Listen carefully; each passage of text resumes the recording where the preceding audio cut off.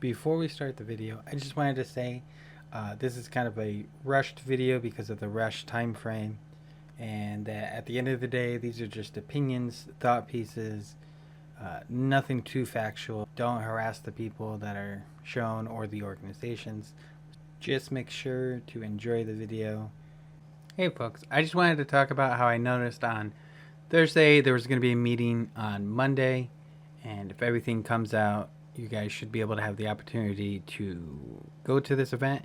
And for the parents, uh, the town of Bennington worked with the YMCA to get your child a spot at the Bennington Sports Center for your kids to have a dinner and play games in their basketball gym. It starts at 5:45 p.m. and ends at 8 p.m. So it's about 2 hours 15 minutes. It's gonna cost or $5 to $10. My bad. It's gonna cost a pretty penny. Oh, I am mistaken. I am being told that it has been rectified. It is in fact $3 for 15 spots. I assume each spot represents a child, so that is 15 children for the price of $3 a pop. So one part of the agenda that stuck out with me was the Greater Bennington Community Service Incorporated, and for the most part, I would say it looks like on the surface they do some good work. But the more I dug in, the only thing that really stuck out to me was their philosophy. And to quote part of it, if you want to read the full thing, I would say pause right now. But to quote just a part of it, quote, furthermore, Greater Bennington Community Service welcomes people of all gender identities and reaches out to local farms that employ people who are undocumented. In fact, our non-discrimination policies were created with this in mind. We provide services regardless of race, color, national origin, age, ability, sex, gender identity, religion, or political beliefs. Similarly, we don't discriminate based on marital status, family or paternal status, residency status, sexual orientation, nor do we discriminate based on whether all or part of an individual's income comes from any public assisted programs. End quote. Now, the thing that sticks out with me is the whole working with local farmers to help keep illegal, undocumented immigrants. That just seems like some weird backdoor tomfoolery.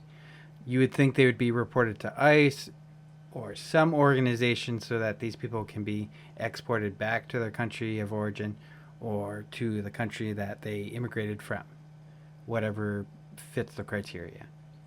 It just seems like a bit weird because that's potentially someone's job that's being taken away, because it'll always be cheaper to hire an undocumented individual than a legal resident. Just hands down, it's always going to be cheaper to do that. Now, this particular organization, the Greater Bennington, like I said, surface level, it seems pretty good. It's just its philosophy seems a bit weird when you think about it for more than a second. And so let's move on to the next organization that's going to be paying a visit to our select board this Monday.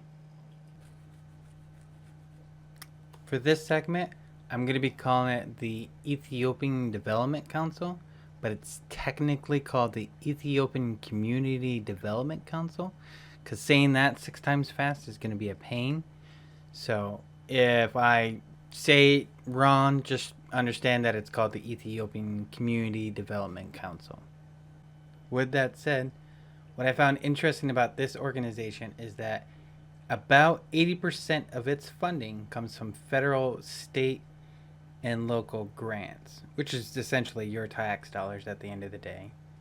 And as of 2021, that totaled to about $14.5 million for about 721 clients. Now, for clarity, I don't know if that's 721 clients in Bennington County, the state, or the federal. So take that number with a grain of salt. And I just want to add that I do find it odd that they call them clients and not refugees, or they'll say refugee clients and not just refugees. It's just from a verbal standpoint, that seems like an odd word to pick to call a group of people. It's almost like it's a business and not like actually trying to help people.